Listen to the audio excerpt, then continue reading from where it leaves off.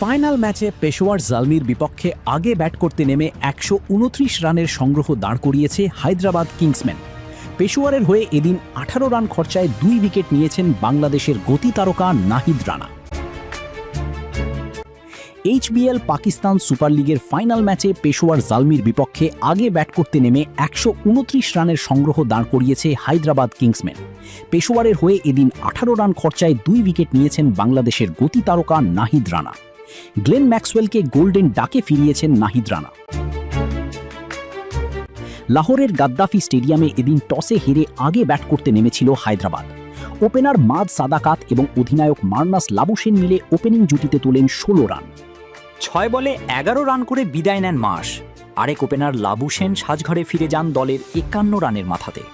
১২ বলে ২০ রানের ইনিংস খেলেছেন অধিনায়ক। ইনিংসের ষষ্ঠ ওভারে বোলিংয়ে আসেন নাহিদ রানা। সেই ওভারে উইকেট পাননি তিনি, দিয়েছেন ১৩ রান। তবুও অধিনায়ক বাবর আজম বারবার আস্থা রেখেছেন রানার উপর। অষ্টম ওভারে আবারও বল হাতে নেন রানা। এবার দিয়েছেন মাত্র ৫ রান, সাথে নিয়েছেন উইকেট। সাজঘরে পাঠিয়েছেন গ্লেন ম্যাক্সওয়েলকে। অজি তারকা মেরেছেন গোল্ডেন ডাক। সেই একই ওভারে রান আউট হয়ে সাজঘরে ফিরে যান কুশল পেরেরা। নাহিদ রানা তাকে বাধা দিয়েছেন দাবি করলেও সেই দাবি পাত্তা পায়নি, আউটই হয়েছেন পেরেরা। ১৪তম ওভারে বোলিংয়ে ফিরলেন রানা।